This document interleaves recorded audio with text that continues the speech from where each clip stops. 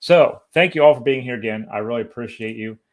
Tonight we have a returning guest, a guy who was on 10 months ago on the channel, and I'm really happy to have him back on. He's a guy who really doesn't need any kind of an introduction in the Civil War history field, but he is the John Null III Professor of History Emeritus at the University of Virginia. Ladies and gentlemen, my friend, Gary Gallagher. Gary, how are you? I'm fine, John. Thanks for inviting me back. I'm delighted to be here again. It's awesome to have you back on. I was so happy and thrilled to get your email and when you inquired about coming on and talk about this new book, and I'm like, well, you don't really need to, ask, Gary. You just invite yourself. But it's great to have you on again, and I'm really excited to talk about this new book. But for anyone who doesn't know, Gary has been around for some time, right, Gary? And doing What a kind way to put that. Yes, for some time. Yes. I remember watching Gary when I was younger. I won't say the age. And growing up in the mid 1990s in Civil War history was the boom time, and Gary showed up on my TV screen a lot. So I've read a lot of Gary's works, and it's great again to have him on here. Gary, what is new and exciting with you? Anything since the last 10 months when we were together? Well, this is what the book we're going to talk about today, which is not really my book, but it's a book that I served as editor for, Bruce Catton's Army, the Potomac Trilogy. That's the most recent thing. I mean, I do the usual array of things. I give talks and do other things, but this is the only big Civil War thing that I've been engaged with in the last year. When you wrote to me and said what you were working on, I was like, that's a big project, because that trilogy is immense. And I think the book comes in on just over 1,300 pages. It's just under 1,300 pages. It's 1,270 some pages. So it's the unabridged texts of Catton's Army, the Potomac Trilogy. Mr. Lincoln's Army, which came out in 1951, Glory Road, which came out in 1952, and A Stillness at Appomattox, which came out in 1953, won the Pulitzer Prize and a National Book Award. The last one did. And for anyone interested, I already placed a link into the chat, so you can go there and get your copy. I think it dropped today, I believe. Yeah, today's the day that they, I mean, I got a few advanced copies a short while ago, but today was the official day. Today's the day. So, Gary, for anyone who doesn't know who we're talking about, they're probably not a Civil War historian or just new to Civil War history if you don't know who Bruce Catton is. Give us a little bit of a background on who Catton is and how you were introduced to his work.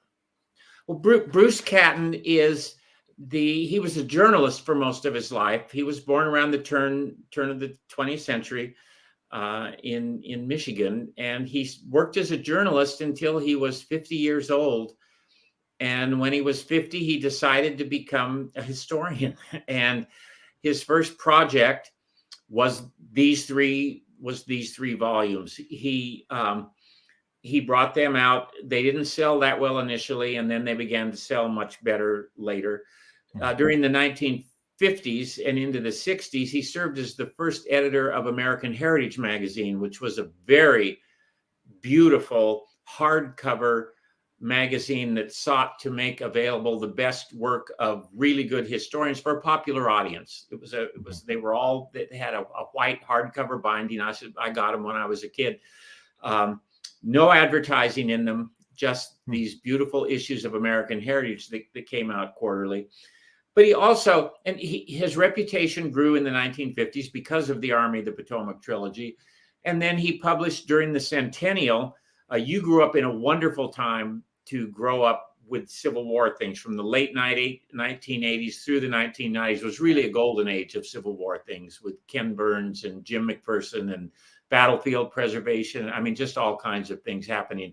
The Civil War centennial is when I grew up. I was during the Civil War centennial, the age you were in your golden age. I was born in 1950, so I was 10 when it started, 14 when it finished.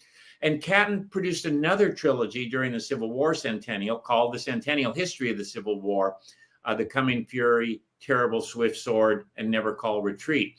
He also wrote 2 volumes on U.S. Grant, finished a biography of Grant begun by Lloyd Lewis. He wrote a shorter book on Grant in the old Little Brown series of short biographies. His was titled U.S. Grant in the American Military Tradition. He wrote the text for a book that was the most important book in terms of getting me hooked on the Civil War, which was a book called The American Heritage Picture History of the Civil War. It came out in 1960. We've already talked about this. That book hooked you as well. It's an amazing book.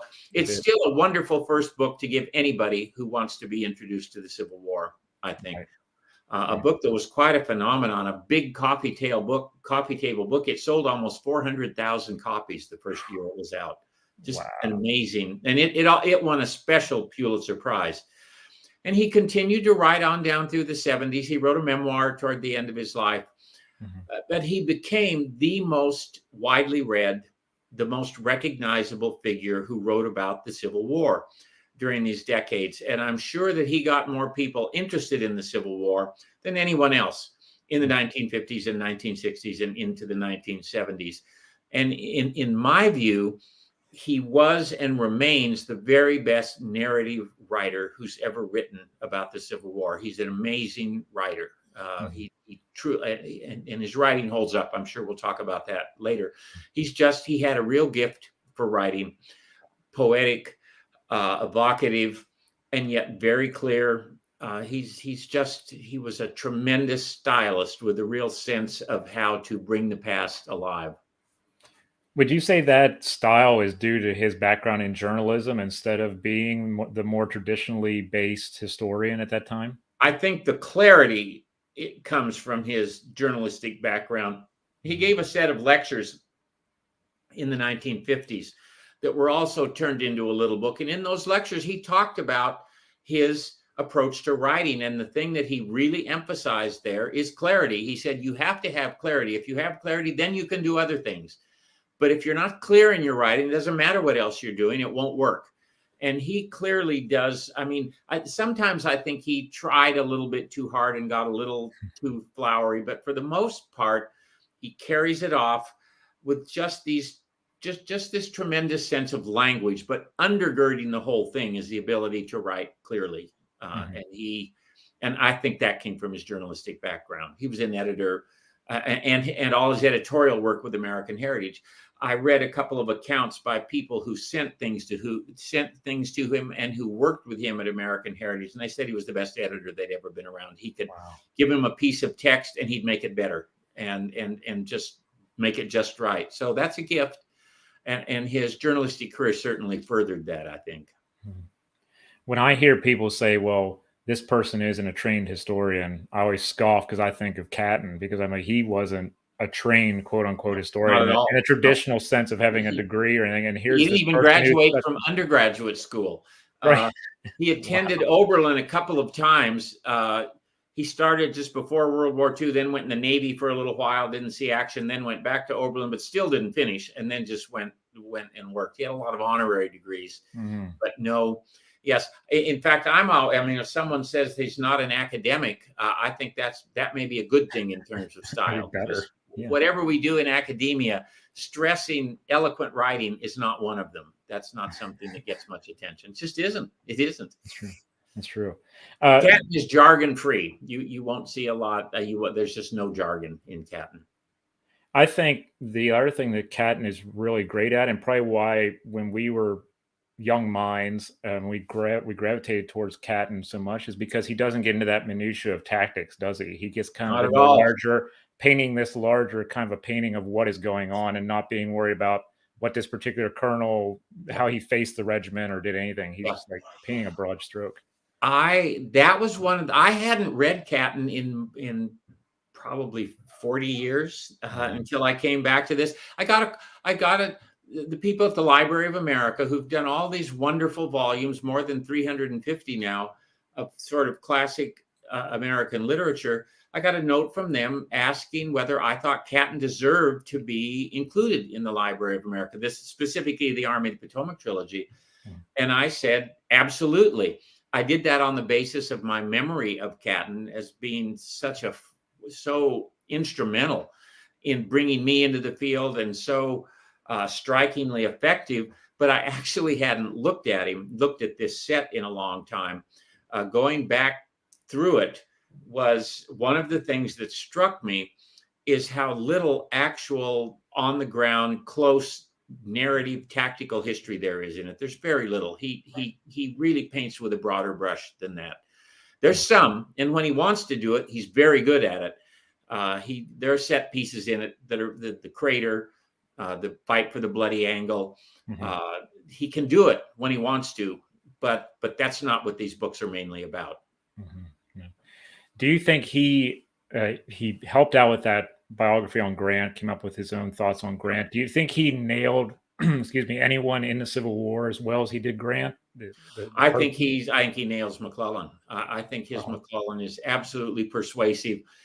He has some passages, and of course, he just uses McClellan's own words to do it. That's McClellan's gift to us, is his letters that make us so furious with him. Such a nobody cared more about himself than George B. McClellan. But Catton gets him, and Catton has this one great passage where he quotes a number of the accounts that McClellan would write to Ellen, to his wife, saying, "Oh, my men loved me. They cheered me. Somebody else told me I'm the smartest guy in the world. Somebody else told me I can save the Republic." And Catton says there must be some real sense of absence at the core of somebody who has to keep telling someone else how wonderful other people tell him he is. There's some profound insecurity working there with McClellan. And I think that's true. I think there was. But he's one of the things that Catton is very good at is portraiture in miniature in these books. He takes the time to give short biographical vignettes, which he then builds on later. McClellan's one of them. I think and Grant, obviously, he really got Grant as well as I think anyone's gotten Grant. The 2 volumes of the Grant book, Lloyd Lewis wrote the first one on the pre-war Grant. Catton's 2 just take Grant to the end of the Civil War. He didn't do Grant's presidency or his post-war years as general-in-chief, just through the war. But he did the 2. Grant moves south is the first one, and Grant takes command is the second one. He gets Grant. I think he gets most people. He's very hard on Hooker. He's a little harder on Hooker than maybe some people, harder than Stephen Sears was on Hooker, for example, at Chancellorsville. Doesn't have much time for Pope. He gives a kind of a, but one of the things that was interesting, John, is that as I went through these, he's writing, and he didn't do a lot of original research. He's basically drawing on the secondary literature as it existed in about 1949.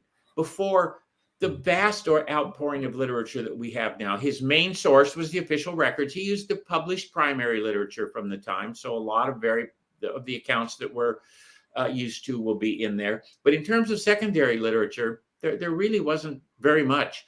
The fact that he got so many things right without having this secondary literature that we have now to lean on is really impressive, I think. His instincts were good. Yeah, I was just going to ask that about what was at his disposal that was a large collection of books at that time, because we have a book a week coming out, it seems like, on the American Civil War, and he didn't have that much. I mean, Freeman was out there. And Freeman was important to him. And Freeman was actually important to me. I read Freeman as a kid, Lee's Lieutenants, after I read the Army of the Potomac Trilogy. He was impressed with Freeman's work. I think Freeman's 3 books, which came out during the war, came out in 42, between 42 and 44, Lee's Lieutenants, which Catton read. Catton was a bureaucrat in the kind of war side of things in Washington during World War II. He wrote a book called The Warlords of Washington in 1948. That was his first book that talked about his experience, war production, and so forth. I think he was partly inspired to do this by his admiration for Lee's Lieutenants. His books are very different from Freeman's, but I think Freeman was an influence on him. He later wrote a very positive obituary for Freeman after Freeman died. Oh, wow. I was also wondering, Gary, does his experience as being a government employee kind of lead him to understanding the details of logistics and stuff like that? Watching the internal workings of a government trying to make and deliver, to procure and deliver everything you need in a great war, helped him understand the tremendous importance of logistics and the myriad ways in which political infighting, intersect with military affairs during a war that just overwhelms everything else. He really has a good eye for that. He spends a lot of time in Washington, a lot of time on politics, a lot of time. I mean, the Army of the Potomac was the most political army on either side in the Civil War by far. And Catton does a great job of dealing with that, I think. And I think his World War II experience certainly comes through. He's not very friendly toward Henry Halleck. And it's clear that his World War II experience, he says, there are a lot of people in big bureaucracies who just do these kinds of things, kind of hunker down and push the paper around and cover their rear ends. And he says that's how he looks at Halleck. I think he's a little too hard on Halleck, but that's how he views Halleck. And I think that's definitely an outgrowth of his experience in World War II. You listed a lot of his works throughout his writing era, if you will. Did you see, when you were going through the trilogy, did you see any kind of change in his tone, or is it kind of the same thing? Because they happened like in a scope of like 3 years, I think, right? 3 or 4 years. Yeah, I think from the time he did a lot of reading about the Civil War. He grew up with a lot of Civil War veterans around in his little corner of Michigan. And he and his friends, when they were growing up, looked at these guys. They kind of idolized these guys. These guys they were at Shiloh. They were at Gettysburg. Here's our tangible link to the Civil War. And it was really, I think, this experience with Union veterans who were very much a part of people's lives then, that gave him a particular interest in common soldiers, in citizen soldiers during the Civil War. I also hadn't really understood until I went back just how much these books are really a story of the citizen soldiers in the Army of the Potomac. That's what these books really are. And this is at a time when we have this vast literature on citizen soldiers now. When he began writing these, there was one book other than Hardtack and Coffee by Billings and Detailed Minutia of Soldier Life in the Army of Northern Virginia by Carlton McCarthy. Those were kind of the books, one Union, one Confederate, on the everyday lives of common soldiers. Bell Wiley's first book had come out during the war, The Life of Johnny Reb. Life of Billy Yank wasn't even out yet when Catton was writing. Catton is right on the forefront of what we would call a developing literature on common soldiers. He spends a lot of time on every aspect of being a common soldier, from getting into the Army to what they ate, what it's like to be on the march, the experience of combat, shirkers, deserters, medicine. All of this stuff is covered in these books. He didn't write it in his original printings of these books, but when they were reprinted in the early 60s, he said that what he really considered these books about common soldiers, that's what these books were at heart about. There's great stuff on commanders in them, really wonderful stuff, but it's the common soldiers. And his sort of thread through the whole series unit in a lot of ways is the Iron Brigade. He does a lot with the Iron Brigade. It's easy to do a lot with the Iron Brigade, but he does a lot with the Iron Brigade. Has a real feeling for those. He's a Midwesterner. There's this one Western Brigade, as they would have put it, Midwestern as we would, including the 24th Michigan from Catton's home state. He uses them a great deal as he takes the Army through its campaigns. I really enjoyed in the introduction how you pinpointed that with him putting the Iron Brigade at Gettysburg and hearing the guns far off. It just you can close your eyes and you can see it. You can close your eyes, and when my eyes are closed, they still I'm almost afraid to admit this, that I still kind of get tears in my eyes when I read his long paragraph that brings the Iron Brigade onto the battlefield on July 1st. It's an amazing paragraph that sets up this unit that's so proud of how if the Army were ever drawn up in one long line, it's the 1st Brigade of the 1st Division of the 1st Corps. It'll be all the way over, be the very first unit, and they wear special hats, and there are 1,800 of them, and here they go. And the way he sets up the sounds, and you can see smoke drifting ahead. It's an amazing paragraph. And then, as we learn in a few pages, 2/3 of them are shot And they're never a great brigade again. They're going into the last great fight for this very storied brigade. It's an amazingly evocative paragraph.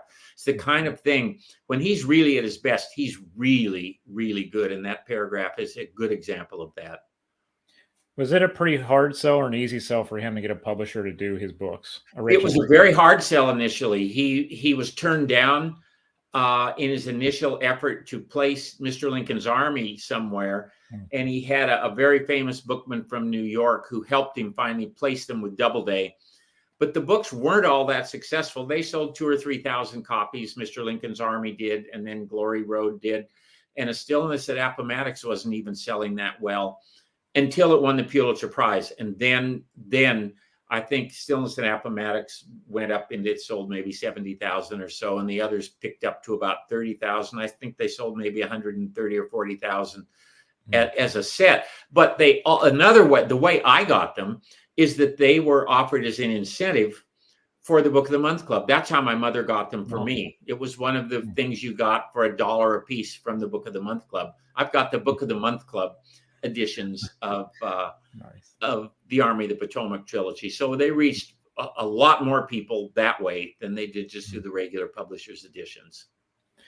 Do you think that Catton not only kind of appealed to us from a literary point of view, but he maybe influenced how people saw the wayside markers on battlefields as they were popping up during the centennial, and they were putting new markers up and new stuff? I think was that he changing the language? No, I think that he probably did. In doing the research that I did to write I wrote an introduction for this, just talking about Catton and about the books, and then prepared a chronology about his life.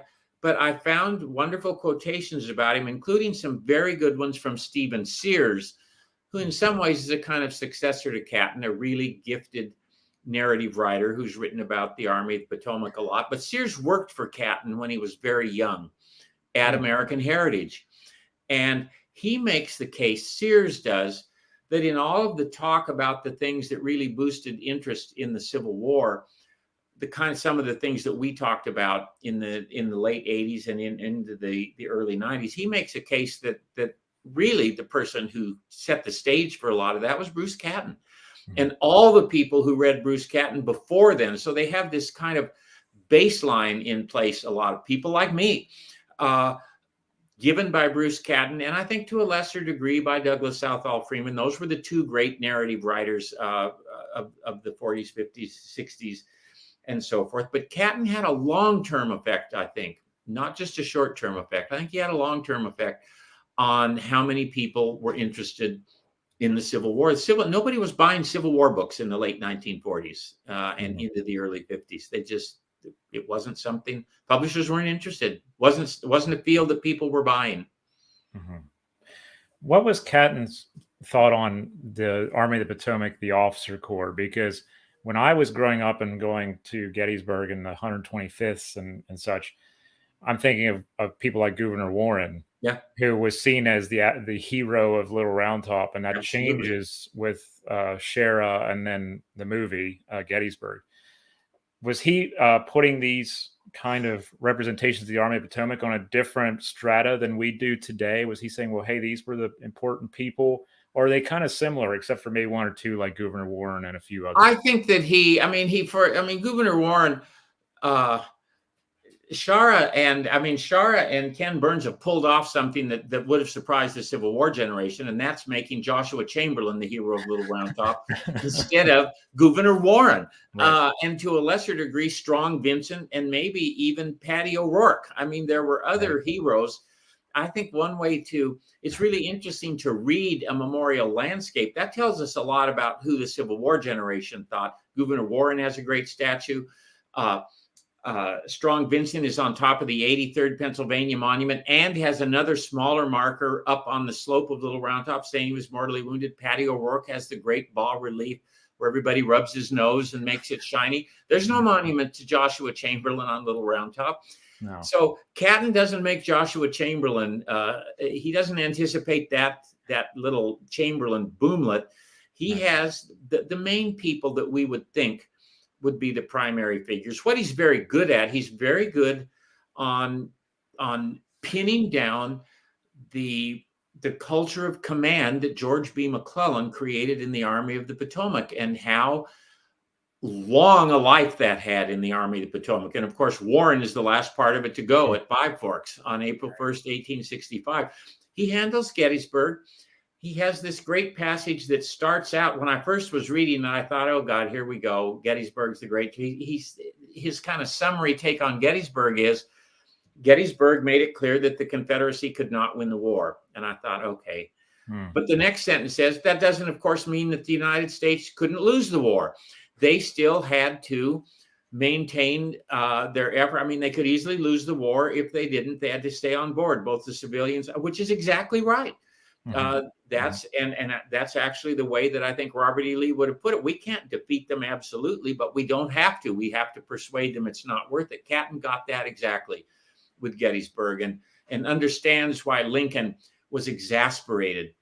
And even if Meade did a good job in many ways, what he didn't do was exhibit the kind of killer instinct that either Lee would have, or Grant would have, or Philip Sheridan would have. I mean, different kinds of leaders would have simply handled that differently, even if there were risks involved.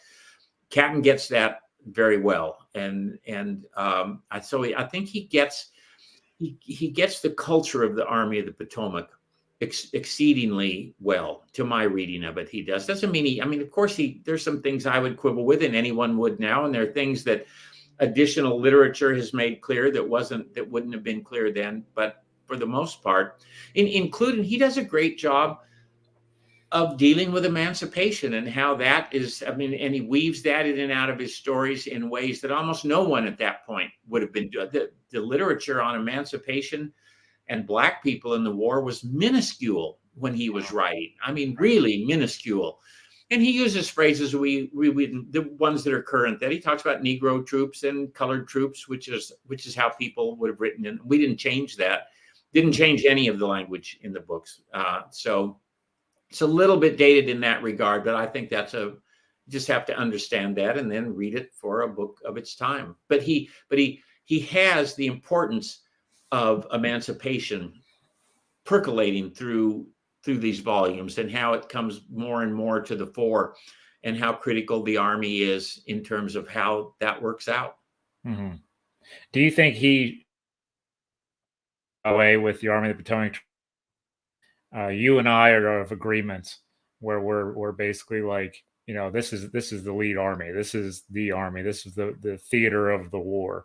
Was it Catton who did that kind of stuff to us to help do that, or didn't hurt it? He didn't hurt it. I know you and I are on the same page with this. We're not going to have that argument tonight about what's more important, Vicksburg or Gettysburg.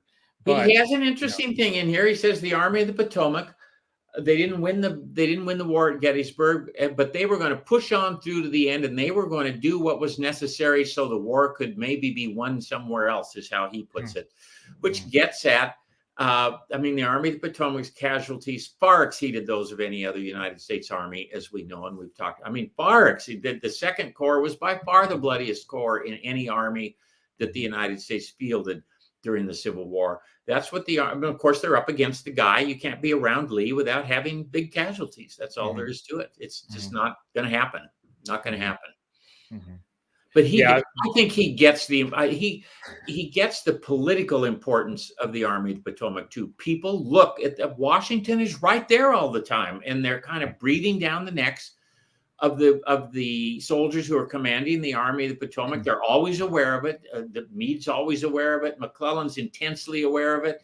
Pope is a very political guy who kind of makes the political rounds in Washington for a month before he even takes the field with the Army of Virginia in August of 1862. These people, they're highly politicized. People going behind the backs of Burnside, the way we know. They go to Washington, they curry favor with politicians. They try to, it's really a politicized army, right? Far more than any other one. And Catton is excellent on that, as I said earlier. He really gets it. And I think his World War II experience certainly plays into that.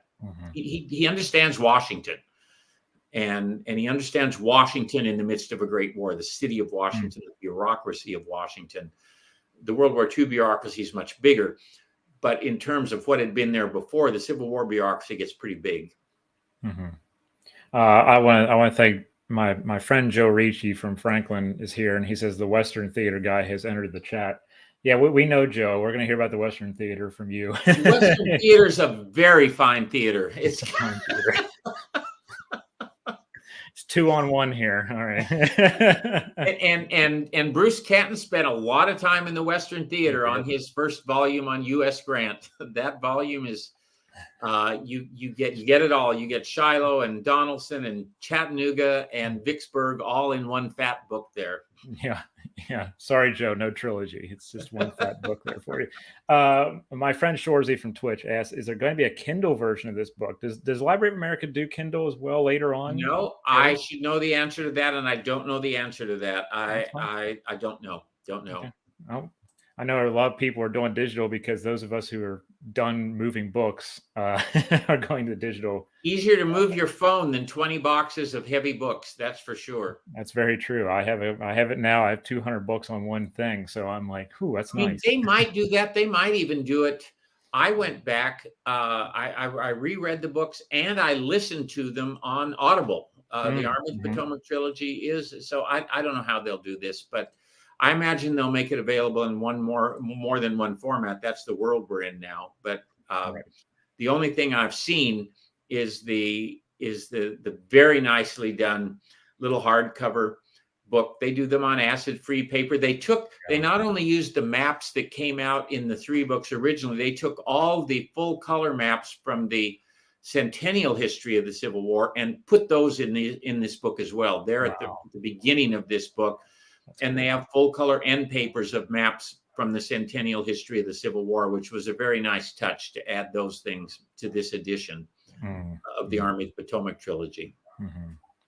What do you think of Catton using the unit histories as primary sources? Because sometimes we as professors, teachers, educators say, okay, take some of it with a grain of salt, and he's diving headlong into it. How do you think or a spoonful of salt? I mean, the regimental histories have a very low reputation, or have for a long time, among academic historians for sure. And I was one of those who made a lot of sort of deprecatory comments about them and would sort of wave them away until I got an excellent graduate student named Peter Lubke, who actually read a lot of them and used them, and then told me that maybe I should look at them before I dismissed them so quickly, and that you can't deal with them just as a genre because they came out over a very long period. And nearly 70 of them came out within about a year to 2 years after the end of the war. They're really kind of right in the midst of events. They often draw on diaries from members they're written by members of the regiments, for members of the regiments. They use materials from the regiments, and they're actually a treasure trove in many ways to get soldier attitudes toward all kinds of things. Catton's the first person who used these extensively, the very first one who really used them extensively. Bell Wiley relied on soldier letters in Johnny Reb and Billy Yank much more than anything that had been published. Catton, who didn't use manuscripts that much, really did mine this load of evidence that other people hadn't mined. That's one of the things, and these are primary accounts, of course. It's one category of primary accounts that he was a kind of trailblazer in using. You have to be careful using them, but there's great stuff in them. Really, really good stuff in them. I think especially in the earlier ones, the ones that are written in 64, 65, and 66, right in the midst of events, written just after soldiers quit writing letters because the soldiers have gone home. It's kind of a continuation of the war, their attitudes about why the war was important, what did we really care about, that kinds of stuff comes out of those early regimental histories very, very clearly. I was going to say that would be a very raw, emotional thing for those men to put on paper, and it had to be looking at them from 1865, 1866 could be drastically different than 1895 and 1896. Very different. And again, the fact that they were writing them for one another. In other words, they're writing for somebody who was there. So you can't write something nutty if your comrades are going to read it, because they're going to know that you're not playing it straight. And they also could do some things. I mean, veterans have a shorthand that they know things that other people don't know. And I think that there's an element of that. I'm never going to pretend that I can understand what it's like to be in combat. And anybody who pretends they understand should stop doing that right now, because it's not something you can learn secondhand. The regimental histories, I think, have information that could only come from soldiers, and the fact that they're talking to other soldiers for the most part. They're not, for the most part, published with big publishers for a wide audience. They're published for one another.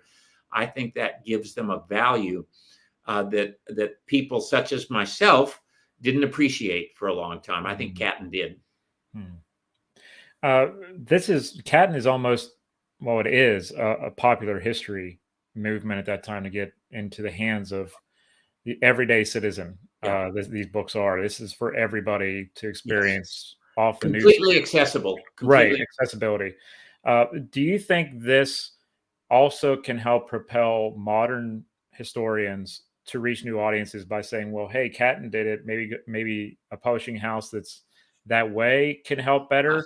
I'm not trying to throw stones. I'm just saying, John, nobody throws more stones at academia than I do. I mean, it is, I think that's just not something that's valued very much in academia. I just don't. And I think it's seen, really good narrative writers are often dismissed as sort of, I mean, they're popularizers, which is a bad thing. And they don't use the kind of specialized language that academics do, which I think often obscures more than it reveals. Actually, you can make almost any idea, however complex, clear using actual words and without resorting to academic lingo. But no, I don't see any big push on the academic side to say, what you have is a lot of complaining among academics that people don't read me. They read, they'll read somebody like Stephen Sears, or they'll read some popularizer. Well, you can't have it both ways. If you don't write in a way that people want to read, why should they read the third time someone sees the word trope in a book, they're probably going to quit reading it. Okay, that's enough. I've reached my 3 trope limit. I've had it. And I'm only on page 6.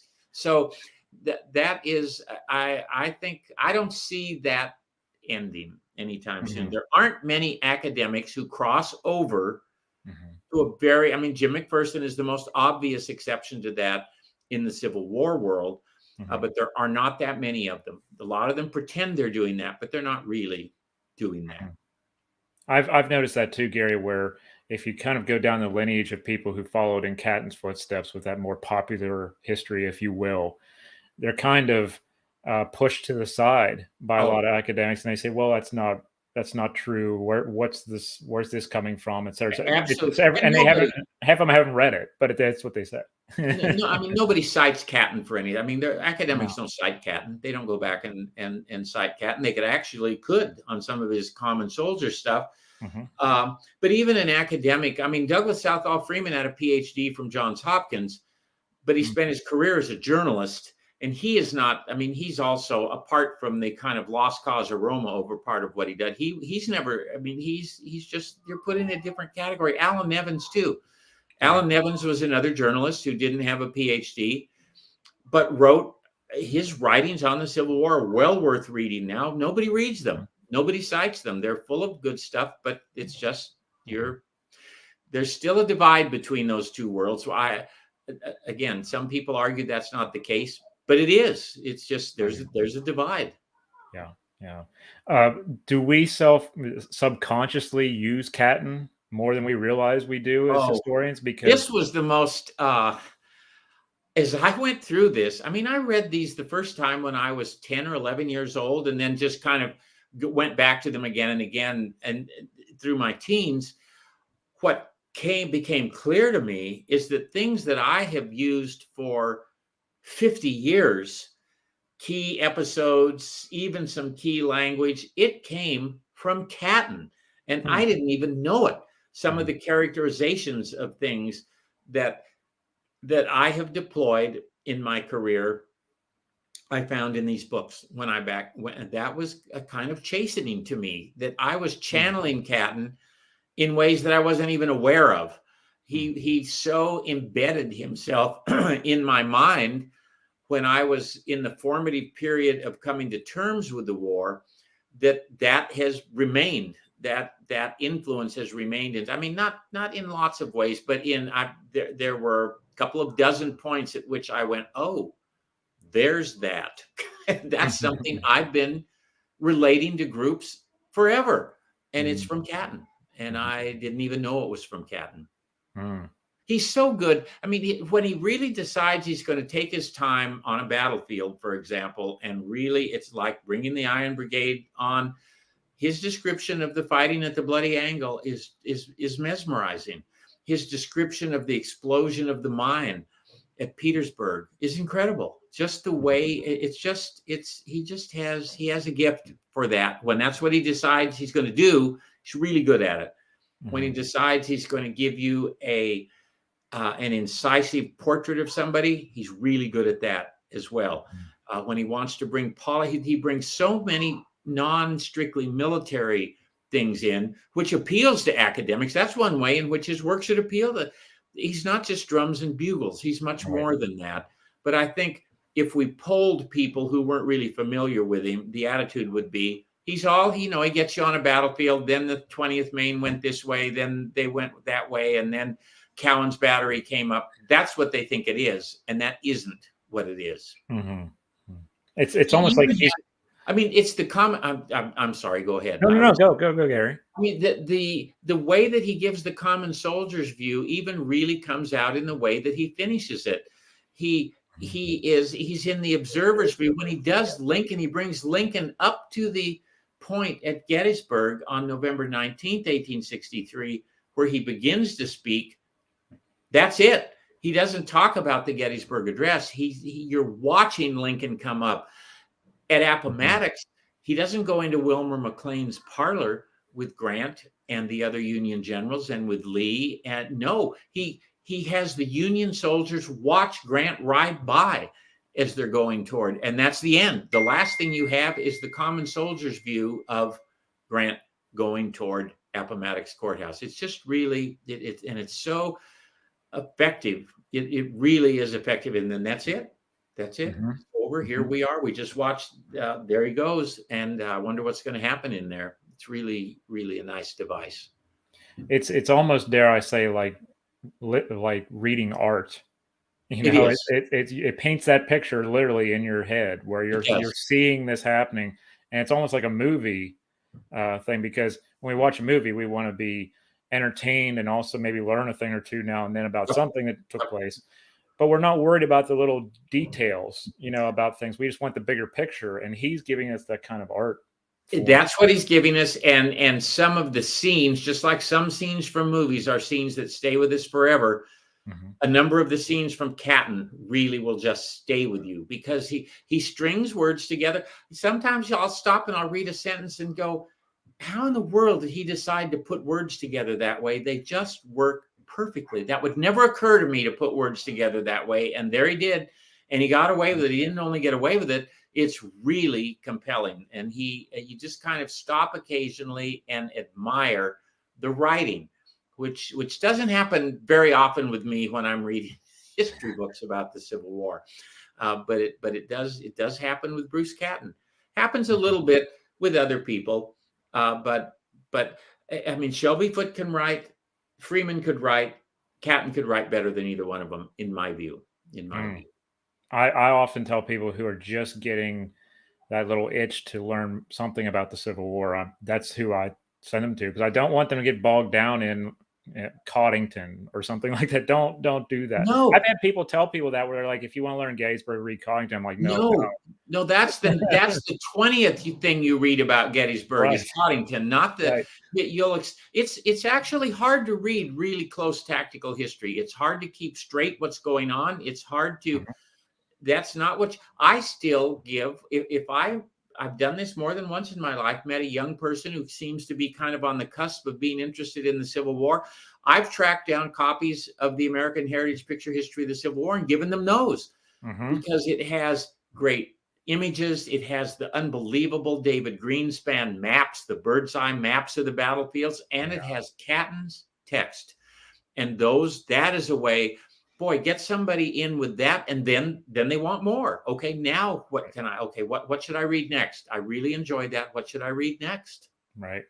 And it And seems I like think the Army of the Potomac trilogy does that as well. It's like seeing it's something that pulls you in, gives you a taste of it, and makes you want more.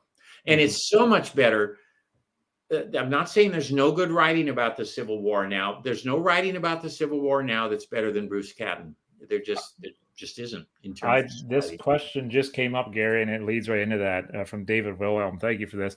I wonder whether Gary thinks there will ever be another writer like Catton, or is it that bygone era?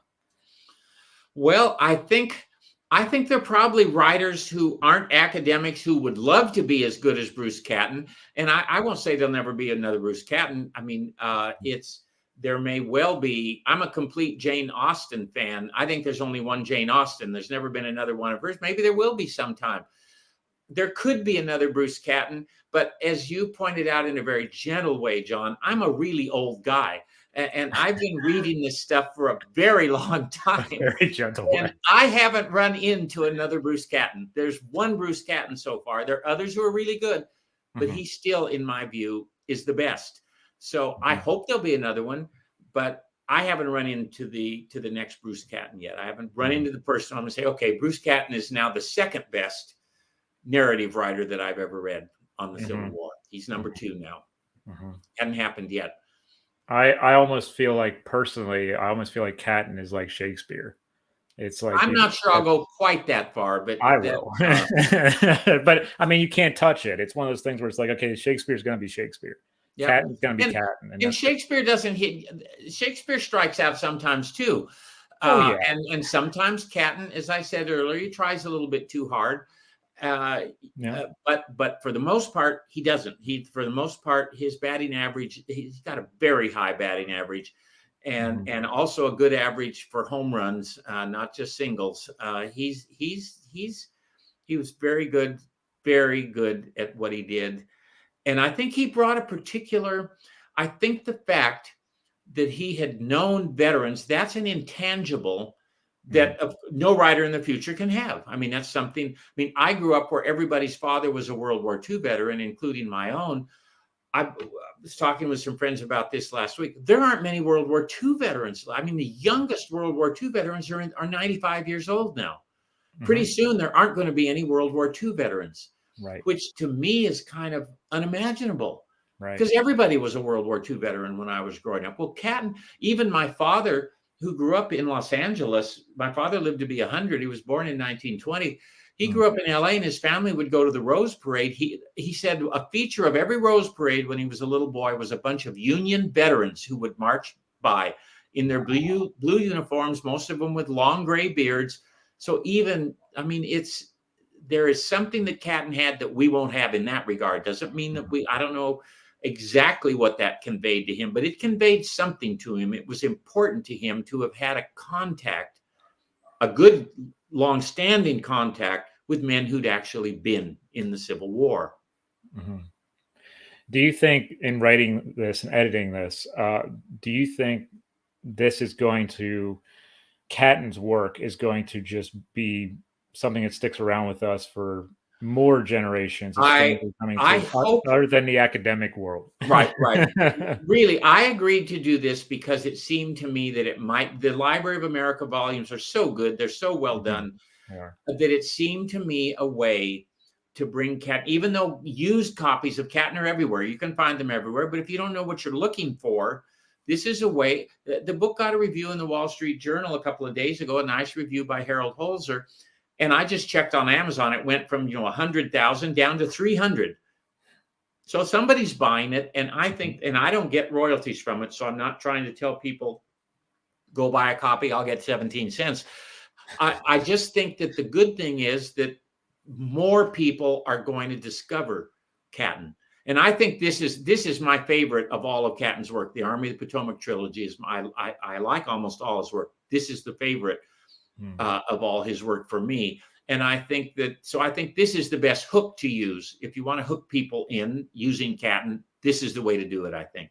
It is with all nods to our Western theater friends, this is the greatest Army of the Republic, involved in the most famous battles of the Civil War, most of them. And so if you're going to pull someone in, and it has everybody from McClellan to Grant and all the, all the subalterns in there, this is the way to pull people in if you're going to pull them in. If you can really do the Army of the Potomac well, that's a good way to get people in. And of course, the magic of Gettysburg, there's nothing we can do about that. Gettysburg is Gettysburg. Yep. And it's like little fleas trying to make an elephant slow down. You just can't do it. You cannot keep people from thinking Gettysburg is everything. Well, it's only one army on the Union side that fought at Gettysburg, and it's this one. So that's another way to get people in, I think. Yeah, that there was a data point that I read about 15 years ago.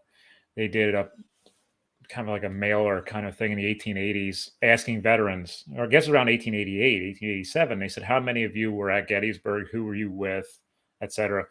And over 300,000 people said they were at Gettysburg. Now, I have never heard anyone say I was at Vicksburg, and 300,000 people said that. So that shows you that even they never mind Glorietta Pass. Were you at Glorietta Pass? Right. They even wanted to be there when they weren't there, and it was like that is actually hilarious. That's like how many people were. Everybody, was at Woodstock. Everybody, what? Yeah. Everybody saw Wilt Chamberlain score 100 points when actually almost nobody was there. Right. Did that. Yeah, I read that years ago, and I can't remember where I saw it, but it was a data point that I found. 300,000 veterans said they were at Gettysburg. And I'm like, no, that's double. Are those just Union veterans or Union and Confederate? It was mostly Union, but they were getting returns from Confederate because it was around the 1880s when they're looking to put up more monuments. And someone sent out these mailers and found out that they got like 300,000 returned yes. And they're like, no, you weren't here. Boy, I wish you remembered where I would love to be able to cite that and tell people. I know. I've been looking for it for the last 10 years, and it might have been one of the books I got rid of, but I don't know. But I know I read it, and I know it was legit. I looked at the It doesn't surprise me. Well, it's like I mean, again, it's like the opening of the film Lincoln, where you have, as Lincoln goes down to talk to the veterans who are headed off to Wilmington in January 65, and they quote the Gettysburg Address to him. Yeah. Nobody could quote the Gettysburg Address to Lincoln in January. No. Nobody paid attention to it until later. But it seems like it must be true that of course these soldiers, and quote it verbatim to him. It's it's amazing. It's amazing how historical memory just ebbs and flows, and then people saying they were there when they weren't, but a lot of people said they were part of the Army of the Potomac and they weren't. They weren't. So, and the Army probably not as many people argued that they were a part of the Army of the Ohio. That probably wasn't quite as common. Probably not. No disrespect to the Army of Ohio. 250,000 people didn't claim they fought with Braxton Bragg. That wasn't the thing they really wanted. If you know. Yeah. Yeah. Crazy. But yes, I am so glad that Library of America asked you to do this, Gary, because this trilogy changed a lot of lives over the years and got a lot of us into the field in the first place. And I've definitely put links into the chat for that. And Gary, I have to ask you before we log off here in a few minutes, what is next for you? What are you working on? Next for me is something very different. I'm going to edit my mother's memoir and diary from World War II. She was in the only Navy USO show in the Pacific.